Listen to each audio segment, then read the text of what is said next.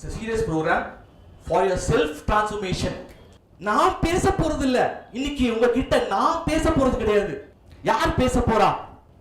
அந்த எல்லாம் வல்ல இறைவன், எனக்குள் இறங்கிய இறைவன் உங்களுடைய ஆன்மாவிற்குள் எனது வார்த்தைகள் மூலமாக உங்களுக்கு கண்ணுக்கு புலப்படல, அந்த ஞானம் புலப்படல, அந்த மாத்திரை உங்க ஆன்மாக்குள்ள போகுது.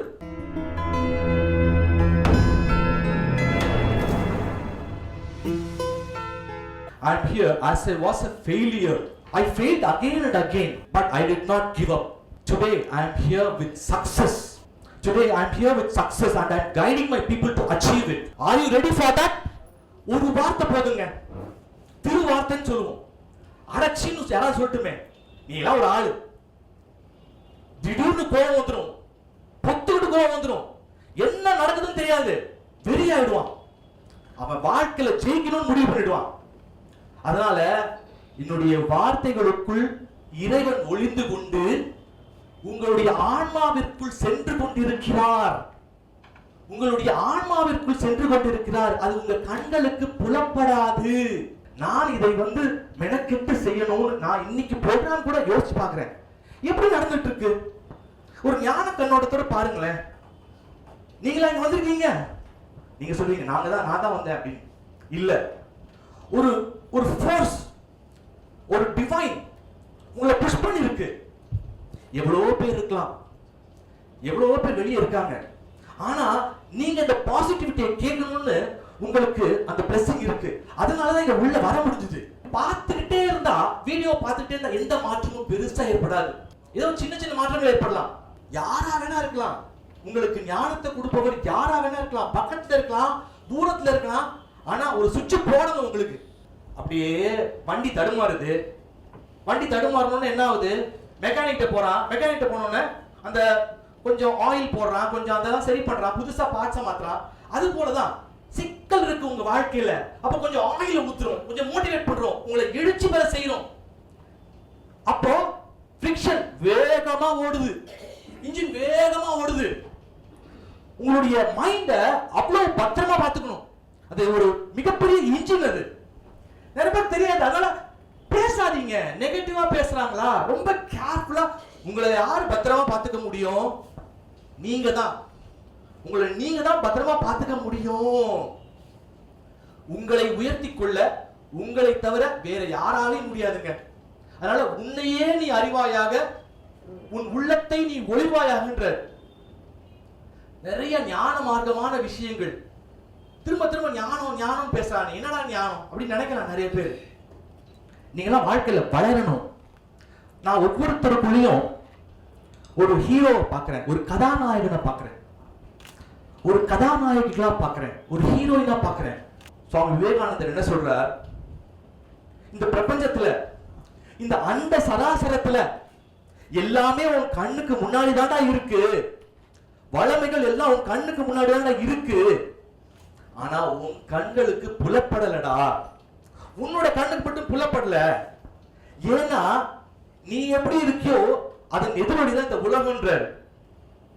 அதான் நான் சொல்வேன், our inner world is the reflection of the outer world. உன்னுடைய அக உலகத்தின் பிரதிபலிப்பு தான் இந்த வெளி உலகம்.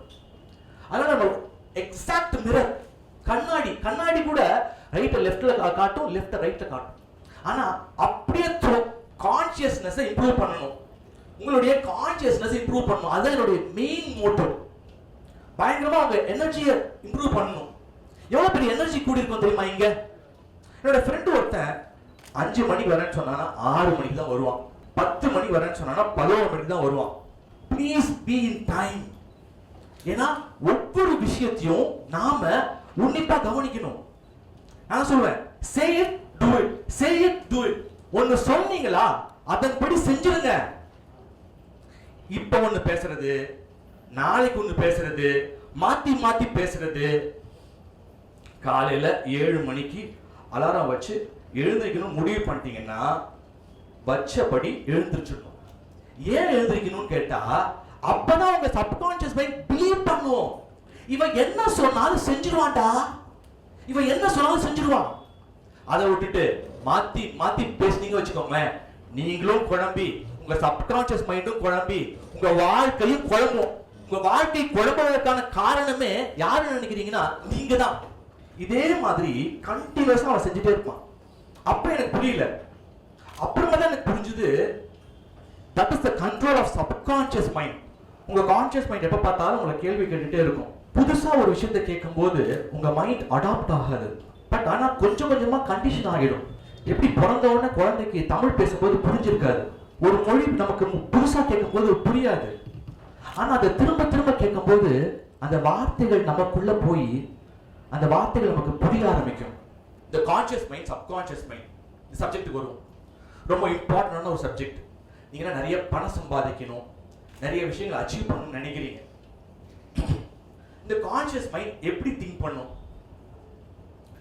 D Nagar, heart of the property. Okay, ஒரு கிரவுண்டோட விலை மினிமம் 5 கோடி ரூபாய்.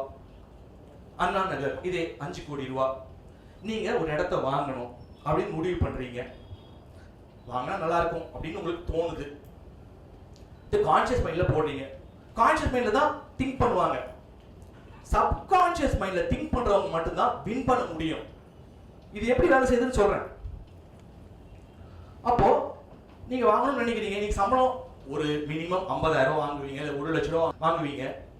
அது அந்த ப்ராப்பர்ட்டியை வாங்குறதுக்கு 10 மான்னு கேட்டா போதாது. அப்போ உங்க தர்க்க அறிவை யூஸ் பண்ணுவீங்க. 5 கோடி ரூபாய் நான் எப்படி இதை வாங்குறது? எனக்கு இந்த ஃப்ரெண்ட் இருக்கான், எனக்கு ஒரு 50 லட்சம் ரூபாய் கடன் கொடுத்தானா ஓகே, இருந்தாலும் என்னுடைய லோன் எல்லாம் போட்டாலுமே இந்த 5 கோடி ரூபாய் எனக்கு சாத்தியப்படுமா அப்படின்ற கேள்வி மேல கேள்வி உங்க கான்ஷியஸ் மைண்ட் கேட்டுக்கிட்டே இருக்கும். ஆனா சப்கான்ஷியஸ் திங்கர்ஸ் இருக்காங்க பாருங்க, இத பத்திலாம் யோசிக்கவே மாட்டாங்க. அவன் வாங்கணும் முடிவு பண்ணிட்டான். எந்த கேள்விக்கு இடம் கொடுக்கவே மாட்டாங்க. அவன் சப்கான்ஷியஸ் குள்ள போயிடுவான். நீங்க கான்ஷியஸ்லயே நீங்க திங்க் பண்ணுவீங்க, அவன் சப்கான்ஷியஸ் குள்ள போயிடுவான். நான் எப்படிலாம் தெரியாது, நான் வாங்குறேன். I am buying this property. அவ்வளவுதான். சப்கான்ஷியஸ் அவ்வளவுதான். அப்ப நான் ஒரு விஷயத்தை முடிவு பண்ணி வச்சிருப்பேன். ஓகே, இது வாங்குறோம். நான் இதுக்குள்ளே சப்கான்ஷியஸ் தான் நான் போவேன் தவிர கான்ஷியஸ் மைண்ட் நான் போகவே மாட்டேன். Conscious mind confusion. Conscious mind is equal to confusion. நல்ல உள்ள ஆழமா வெதச்சுக்கோங்க. சோ எல்லாரும் ஆனா லாஜிக்கா யூஸ் பண்ணுவாங்க. லாஜிக் அப்ளை பண்ணுவாங்க. எப்படி நடக்கும்? இது எப்படி சாத்தியம்? எனக்கு ஃப்ரெண்டா இருக்காரா? எதுவுமே தேவையில்லை. உங்கள் ஆழ்மன சக்தி எல்லா விஷயங்களையும் உங்களிடம் கொண்டு வந்து சேர்க்கும். ஏன் வளர்ச்சி வரமாட்டேங்குது அப்படின்னா, மனிதனுக்கு நிறைய விஷயம் முடக்கம். எப்படியும் முடங்கிடுறான். அதாவது மனிதன் படைக்கப்பட்டான், அழகா அவன் போய் இங்க இருக்கு டெஸ்டினேஷன், அவன் அழகா இங்க போய் சேரணும், அவன் வாழ்க்கையை வாழணும், இங்க சேரணும். ஆனா என்ன தெரியுமா பிரச்சனை? இங்க அவன் போயிட்டே இருப்பான், அப்படிதான் போயிட்டு இருப்பான். அவனை ஏதாவது ஒன்று சொல்லி இழுப்பாங்க. இதுவா, இது பண்றியா, இது முடியாது. அது பண்றியா, அது முடியாது. இதுவா, அட ஆளே காலி பண்ணுடா, அப்பா சாமி. அப்போ இவனுக்கு நிறைய கன்ஃபியூஷன், சிக்கல் ஏற்படுது. ஒரு எப்படி நூல் கண்டு எப்படி சிக்கல் ஒரு சிக்கிக்கிட்டே இருந்ததுன்னா எடுக்கிறது எவ்வளவு கஷ்டமாயிடுது. ஒரு இன்ஸ்பைரிங்கான ஒரு விஷயத்தை நீங்க பார்த்தா தான் நம்புவீங்க. நீங்களாம் வந்து எப்படி பார்த்தா தான் நம்புவோம். Limiting belief. ஒரு சாதாரண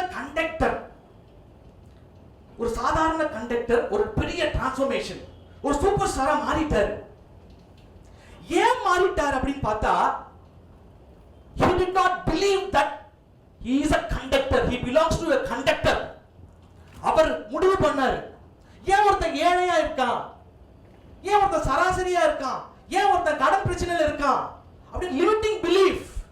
it's a limiting belief. Try பண்ணணும்.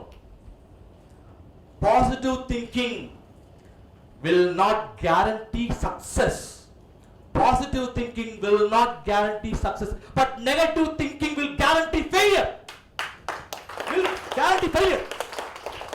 You must be positive.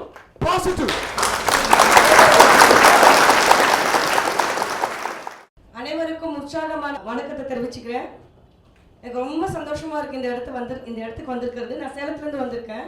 நான் என்னோட பாஸ்டெல்லாம் நிறைய சொல்ல விரும்பல, பட் ஒண்ணு மட்டும் சொல்லுவேன், அடிக்கடி சொல்லுவேன். ஒரு 100 பேரை உட்கார வச்சு 100 பேரோட பிரச்சனை என்கிட்ட சொன்னீங்கன்னா 100 பேரோட பிரச்சனையும் நான் ஃபேஸ் பண்ணியிருப்பேன்.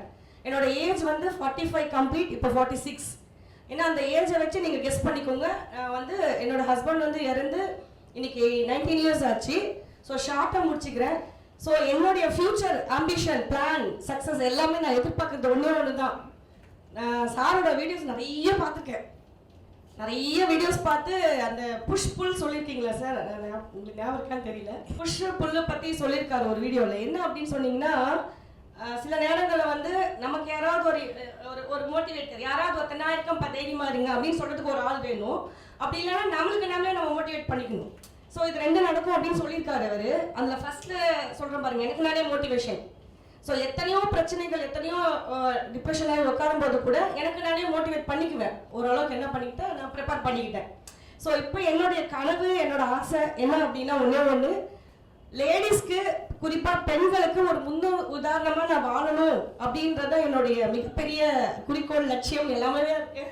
அது இருப்பேன் நான் நம்புறேன் sir. Thank you sir, thank you very much.